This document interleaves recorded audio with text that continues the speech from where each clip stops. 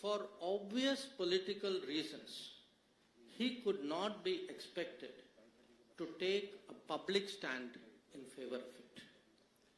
The Chief Minister, however, assured Foreign Secretary that he will help keep the reaction at a low key and will not allow it to be played up.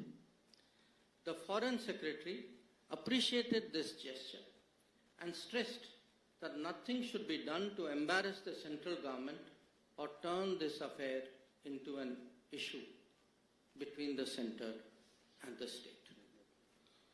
So, the fact is, we know today actually not just who did it, but also who hid it, who were all the parties who were responsible for the 1974 Kachativu Agreement. Also, how the fishing rights were terminated in 1976. So, if we have today a situation, as I shared with all of you, that in the last 20 years, if this many, if 6,184 fishermen were detained, if one... But why is this issue being raised right now? Is this because the BJP feels nervous in Tamil Nadu? That's the question BMK and the Congress are asking.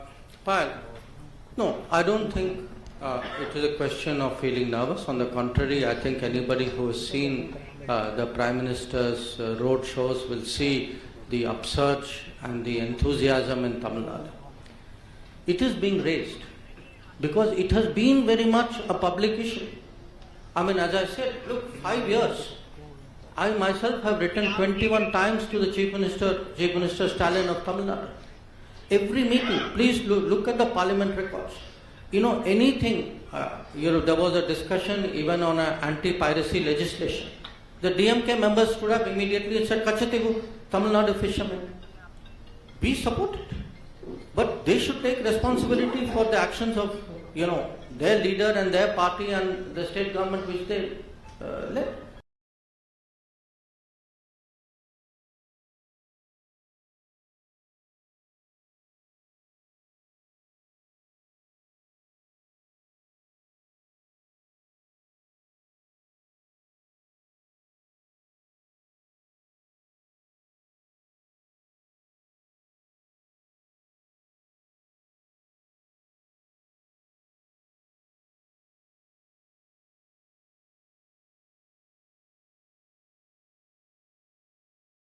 This. So I think the truth must come out. Sir, as you said, in the last 20 years,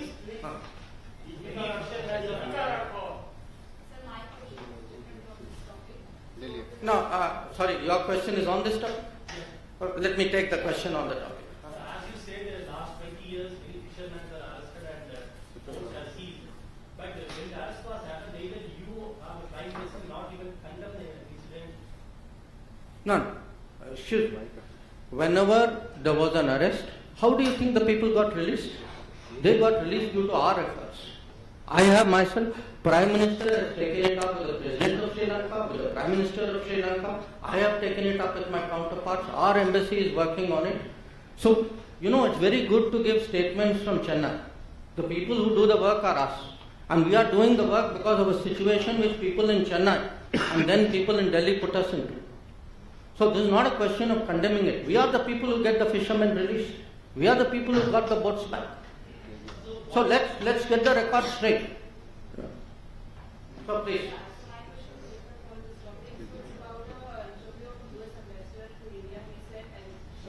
No, wait. First, let's take questions on this topic. My question. The Congress party has also said that 1974 agreement led to dignified rehabilitation of 60,000 Sri Lankan farmers. Is there any truth to that statement? I think if you look at the 1974 agreement, that agreement there's nothing in that agreement which shows that there is any other benefit other than what is there in the agreement. See, what is very troubling? What is troubling is Okay, there was a 1974 agreement. You know the controversy about that. You all know that this matter has gone to Supreme Court. It is sub judice out there. Then, after giving assurance in 1974 that nothing has actually changed, in less than 2 years, actually the fishing rights changed. Okay. Then, okay, now two things have happened. After that, to pretend that I have nothing to do with this, that somehow the government of the day has to deal with it. I mean, this gentleman is asking me why Prime Minister and you have not condemned it. Look at the people who created the problem in the first place. They are washing their hands of it as though they had nothing to do with it. We are the people who today are facing the consequences and trying to help the fishermen of Tamil Nadu. Sir, the economic impact, almost 50 years, 48 years to be precise, since actually this happened, this deal was signed. What has been the economic impact? And you have already talked about the boats and the people there who have been arrested and taken out of the from that issue. See, what has happened is these agreements have been done. Okay? The result of these agreements today is a situation which is a source of great concern. Okay. Now, what is important for people to know is how did this situation come about? Who is responsible for it? So that we can now find solutions. We have to find a solution. We have to find a solution to the livelihood pressures on Tamil Nadu fishermen. We have to find it. Obviously, it has to be something that we'll have to sit down and work out with the Sri Lankan government as well. And in fact, we have made great efforts. On the contrary, we have tried to, this government has tried to support them through various schemes by giving them, support for longliners which will take them further away into the sea, by trying to support the fishing industry out there, by trying, wherever there is an apprehension, by working out procedures and getting them back. So we have given, 100% support and more for the fishermen. But somewhere we have to be honest about how this situation came about. And I think particularly because people are politically posturing. The same people who connived at all this are today standing up and trying to pretend to be champions of this fisherman.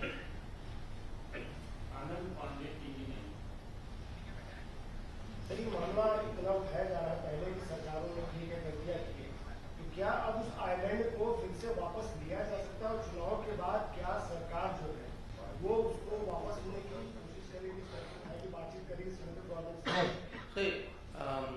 The issue, you again know, there are two writ petitions pending before the Honorable Supreme Court.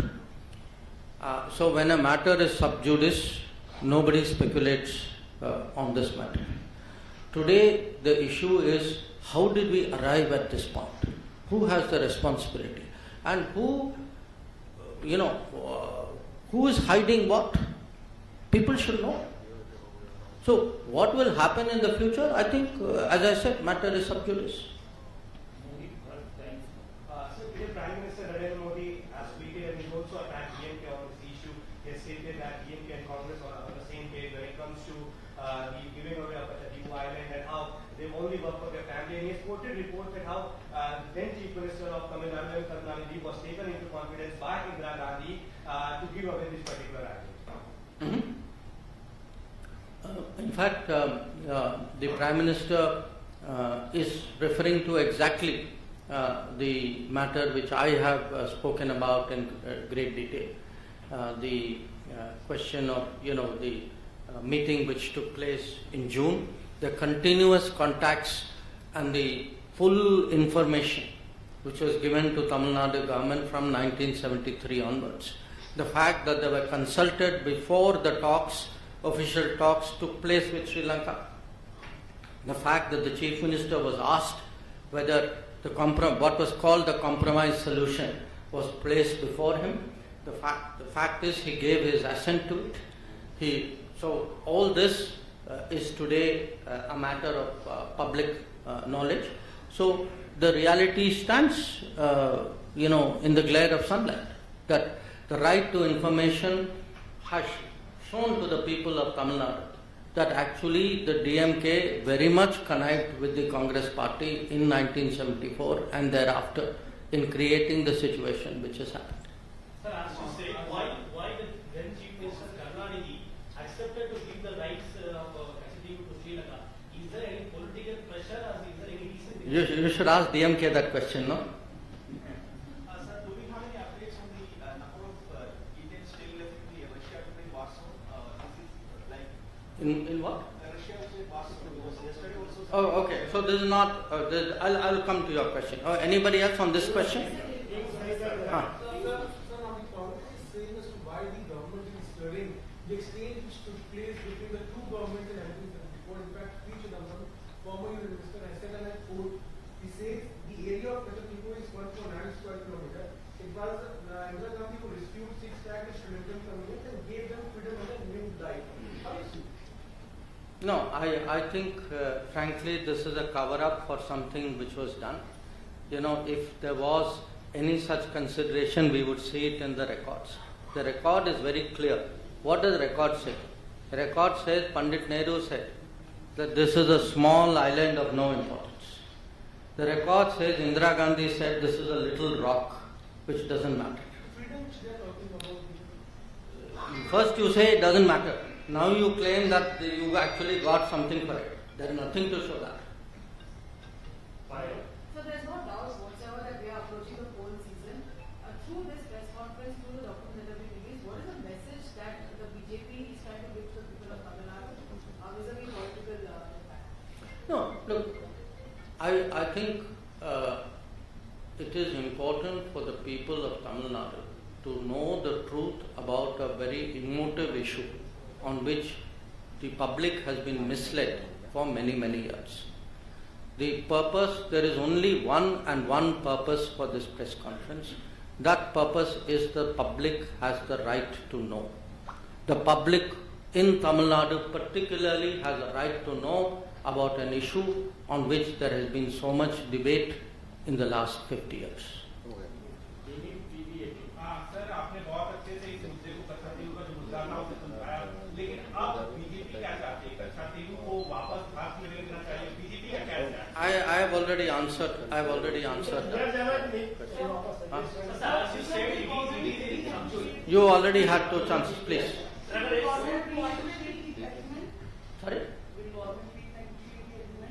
I think all of you are asking what I have already answered. Matter is sub judice before the Honorable Supreme Court. So let us do one thing. I think 2 of you had different questions. First she asked first. Please allow me.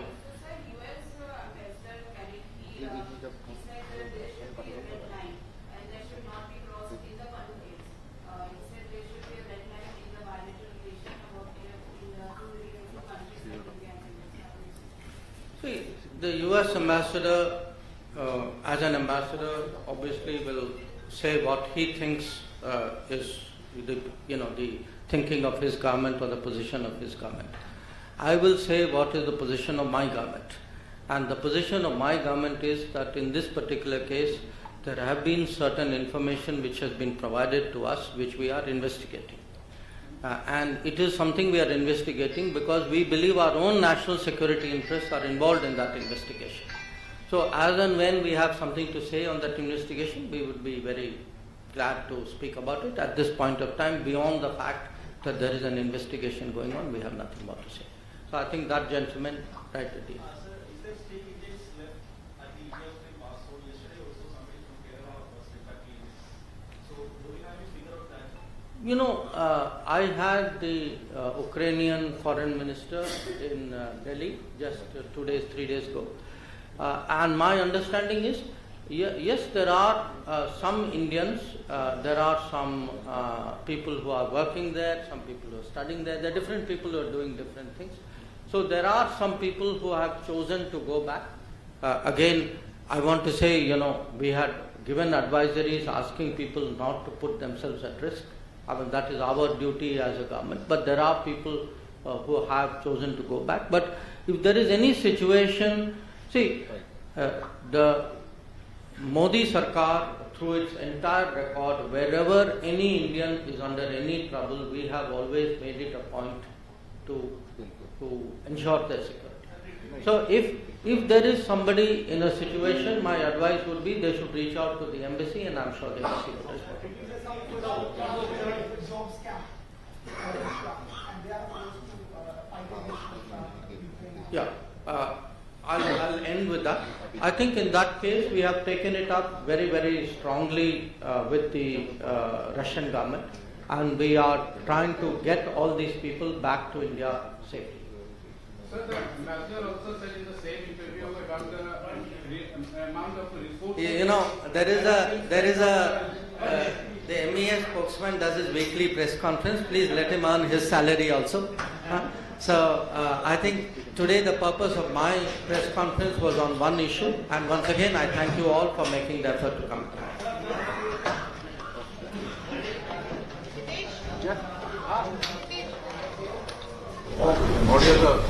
Good morning to all of you. I know it's a little bit early, so thank you for making the effort. Today's press conference is about the Kachatibu issue and also the situation of Tamil fishermen which arises from it. Now, maybe all of you may not be completely familiar with Kachatibu, the whole problem. So let me first explain what the issue is, and then I want to tell you today what has really transpired, which has created the issue, and why the issue is today relevant to all of us. Why are we debating it today? In 1974, India and Sri Lanka, in June 1974, concluded an agreement where they drew their maritime boundary. And in drawing the maritime boundary, Kachatibu was put on the Sri Lankan side of the boundary.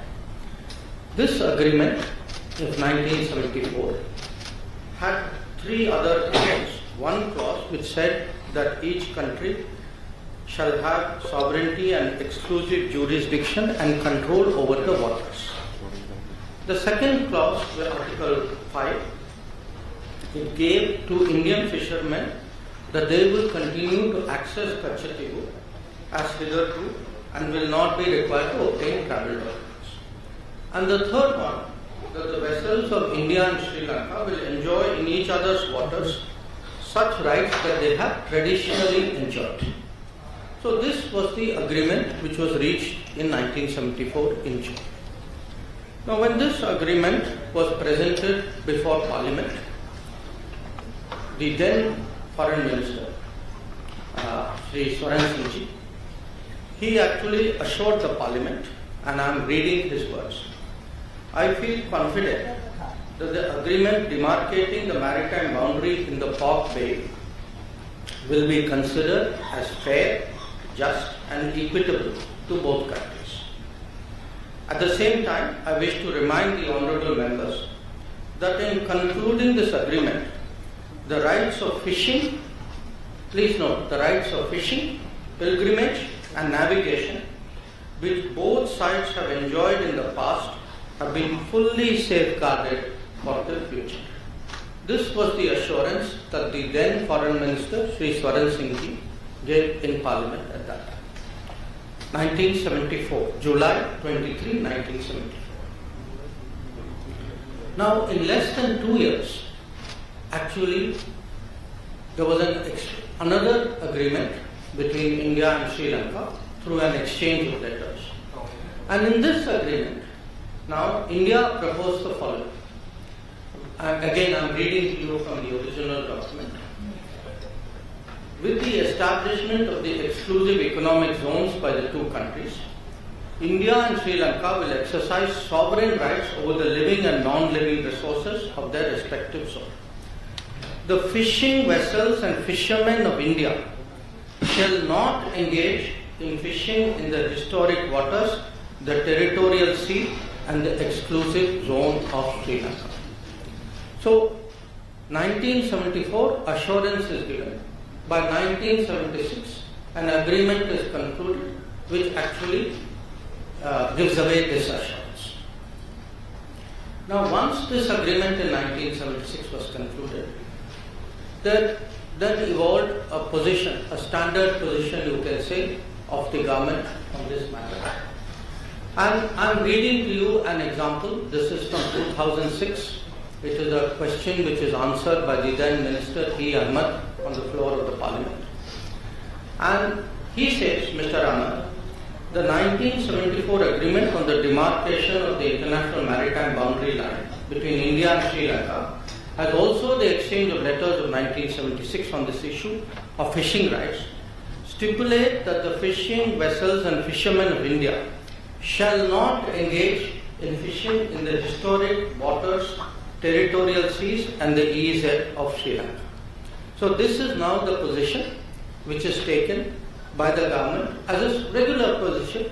I am only giving you one example from 2006. So what has happened? What has been the consequence of this? In the last 20 years, 6,184 Indian fishermen have been detained by Sri Lanka. 6,184. And in the same period, 1,175 fishing vessels, Indian fishing vessels, have been seized, detained, apprehended by the Sri Lankans. So this is really today the background. This is the issue that we are discussing. Now you can ask, why are we discussing it? And the answer is, in the last 5 years, in the Parliament, in the consultative committee, we have repeatedly, this issue, Kachatibu issue and the fishermen's issue, has been repeatedly raised by various parties, by all parties. As I mentioned, in Parliament it has come up as a Parliament question, it has come up in debates, it has been raised in the consultative committee. And in fact, Chief Minister of Tamil Nadu has written to me numerous times, and my record shows that to the current Chief Minister I have myself replied 21 times on this issue. So please understand, this is not an issue which has suddenly surfaced. This is a live issue. It is an issue which has been very much debated in Parliament, in Tamil Nadu circles as well. It has been the subject of correspondence between the union government and the state government. And as I said, 21 times I have myself replied to that. Now, every political party in Tamil Nadu has taken a position on this. And here, one of the reasons why we are debating it is in looking at these two issues, the Kachatibu issue and the fishermen issue.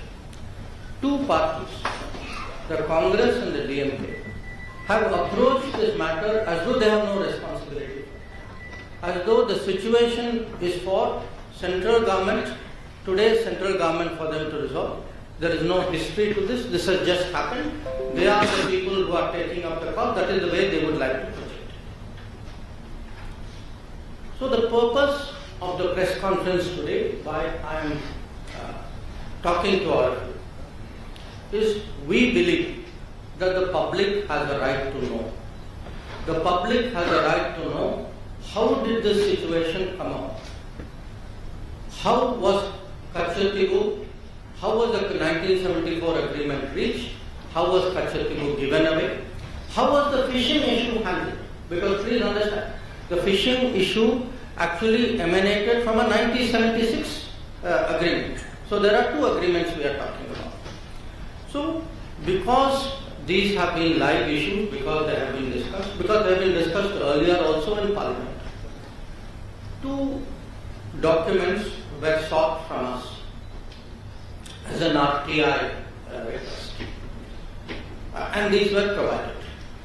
One was a document about the Ministry of External Affairs summary background note for the meeting of the Informal Consultative Committee in 1968 on this issue. And the second was a record of discussion of a meeting between the then Foreign Secretary and the then Chief Minister of Tamil Nadu, Honorable Kalaignar Karunanidhi, in June 1974. Now, the point today is we know there are two agreements. We know there's a 1974 agreement. We know there is a 1976 agreement. We know who did this. How has the situation arisen? What we do not know is who hid this. Who has been party to it? What has been concealed from the public? And we believe it is the right of the public today to know how did this situation come about. Now, with regard to the Kachatibu issue itself, there have been claims and counterclaims. India had its arguments, Sri Lanka had its arguments. In fact, in one of the two documents, both documents actually, but one has more detail than the other. These claims have been spelled out in some detail. India's claim is mainly that the Kachatibu Island belonged to the Raja of Ramnath and that he had it from the time that East India Company assigned it to him. It was part of his zamindari rights, and these rights also included fishery and also that later on these rights moved from the Raja of Ramnath to the Madras government. The second argument was that during after independence, for many years, Indian customs regularly went to Kachatibu, and this was not obstructed. And the Indian view also was that there was absence of any documentary evidence to show that Sri Lanka had an original title to Kachatibu. So these were largely the Indian arguments. The Sri Lankan argument, which also this document, which has been obtained under RTI, was that according to them, they have records which go back to the 17th century, and that they also feel there were some conferences where which looked at their claim in a more positive manner. This is there. Now, what actually happened on Kachatibu was, after both India and Sri Lanka became independent, there were issues between the military of the two countries about using this island. And that's how this issue actually came up as an issue between the governments. And from the 1960s, this issue picked up. And it was particularly discussed. There were many discussions, but I think the most important one was a discussion in 1974, a few months before the Kachatibu agreement was done, when the then Sri Lankan Prime Minister, Sirimavo Bandaranaike, came and met Indira Gandhi ji, who was then Prime Minister of India. So this broadly is the issue. These are the claims. But as I said, we know who did it. We are today looking and discussing who hid it. Now, in all of this, whenever there is a territorial dispute, it is natural that there is a request. You take a legal view on what is the claim. So at this time, the legal view was actually originally sought from the then Attorney General of India, Shri M.C. Setalvad. Many of you would be familiar. He was a very famous person. He was a legal luminary. Now, it's very interesting. Shri Setalvad gave his legal opinion as the Attorney General in 1958. In that opinion, he says, the matter, and I'm reading from it, the matter is by no means clear or free from difficulty, but on the assessment of the whole evidence, it appears to me that the balance lies in favor of concluding that the sovereignty of the island was and is in India.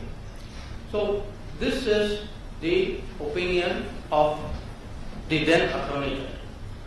In fact, he not only mentions that, he also says, because please note, he says that the matter is by no means clear. He says whatever is agreed, it can also be limited by custom or treaty, and therefore Mr. Setalvad suggests that it may be possible for India to contend that there exists a right by custom in the Indian fishermen to fish in the territorial waters of the island. So essentially, the Attorney General is saying that the balance of the balance is something which goes in favor of India. But even if it doesn't, there is still a case. There is still a case to insist on fishing rights, access of Indian fishermen to the waters of this island. Now, interestingly, other than the Attorney General, the Ministry of External Affairs also has a legal department. So we had a gentleman there at that time called Dr. K. Krishna Rao. He was a very eminent person dealing with international law. And Mr. K. Krishna Rao also takes a very interesting view. He says, I am not suggesting that we have no case at all, but I submit that our legal case in this connection may be used to obtain fishing rights around the island. So what we have essentially is, you have the main legal people, and please bear in mind, we are talking 1958 and 1960. The main people actually saying, look, we have a case, it may not be 100% case, we don't know where this case may go, but at least we should insist minimum that we should get fishing rights. And as I told you at the beginning, the island was also given away in 1974 and the fishing rights were also given away in 76. And whether in 74 itself was there any sincere effort to press for fishing rights, I think I'll leave it to you to conclude, because 1976 shows otherwise. Now, if this is the situation, you will ask, how did this happen? Now, how did this happen has many aspects to it. One, and perhaps to me the most basic, I would say recurring one, is actually the indifference shown by the central government, by the prime ministers of the day then, about the territory of India. The fact is, they simply did not care. And to demonstrate that, I think if one looks at, again this is there in one of the documents of the released under RTI. This is an observation by the then Prime Minister Jawaharlal Nehru in May of 1961. He says, he writes, I attach no importance at all to this little island, and I would have no hesitation in giving up our claim to it. I do not like matters like this pending indefinitely and being raised again and again in Parliament. So, to Pandit Nehru, this was a little island, it had no importance, he saw it as a nuisance. Why are people bringing it up again and again in Parliament? So, for him, the sooner you give it away, the better. Now, you can say, okay, this was Pandit Nehru's. Now, I want to read to you. Actually, this was not just Pandit Nehru's. This view continued on to Indira Gandhi ji as well.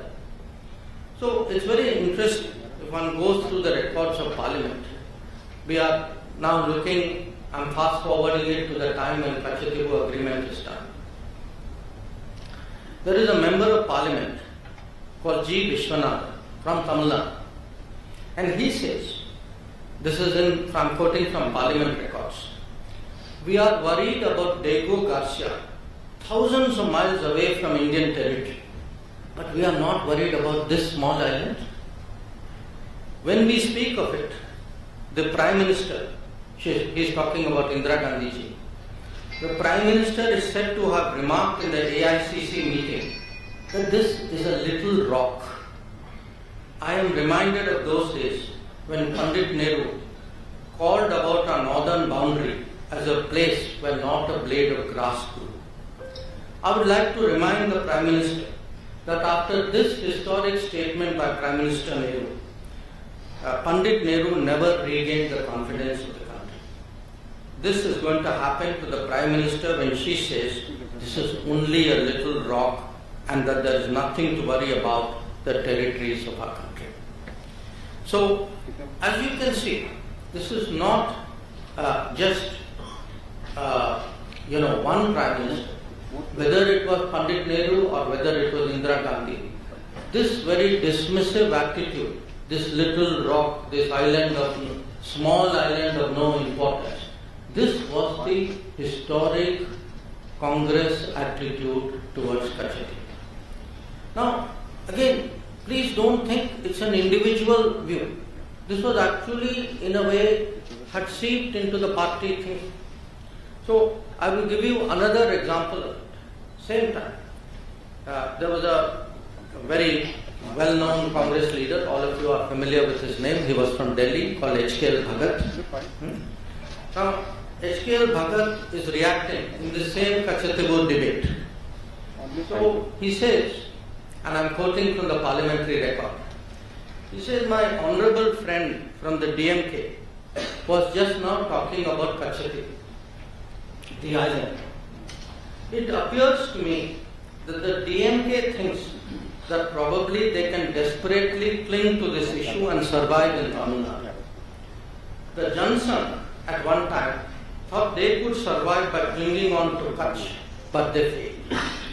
The DMK is also bound to fail because people of India and the people of Tamil Nadu are mature enough to see that it is in the interest of India, a big and great country, to keep her neighbors, particularly her small neighbors, satisfied.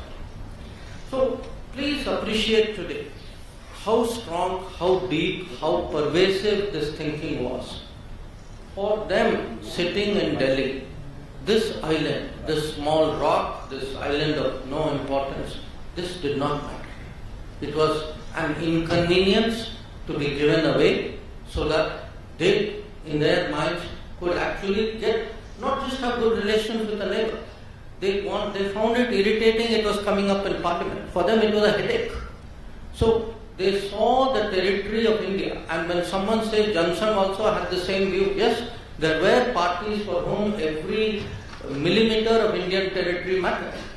Apparently there were parties to whom even large tracts of Indian territory, as we saw on Aksai chain, did not matter. Now, so far, I have spoken about what was the approach of the central government and of the Congress party. But you have to ask yourself, would it have been possible if there was no connivance at the state level? Now, since 1974, we have heard protestations from the state government, then state government, from the DMK. As I pointed out, I get so many letters even now from the Chief Minister of the DMK. So, I want to now turn the focus to the second document of the RTA. This is a document which is a record of a meeting on 19 June 1974, which is held in Fort St. George, the Secretariat, Tamil Nadu Secretariat conference room, where the Foreign Secretary, accompanied by the Director of the Historical Division, he calls on the then Chief Minister of Tamil Nadu, Karunanidhi, and present there are the Tamil Nadu Chief Secretary, gentleman called P. Sabanayakam, and the Home Secretary, a gentleman called S.P. Ambrose. Now I want to share with you the relevant part of this, because this will now answer the question. Not just the question who did it, but the question who hid it also. After the exchange of courtesies, Foreign Secretary, recalling the talks he had in New Delhi with the Chief Minister in October 13th October 1973. So please note, we are talking 19 June 74. So talks have been going on between the Foreign Ministry, Union Government and the Chief Minister from 1973. So recalling 13th October 1973 and with the Chief Minister, Secretary and other officials of Tamil Nadu in Madras on 14th October 1973, before the Indo-Sri Lanka official level talks in Colombo on 15-16 October 1973. So the key point is, 1 year before the Kachetivu agreement, already then Union government and then state government led by DMK were already led, the Chief Minister, up to the level of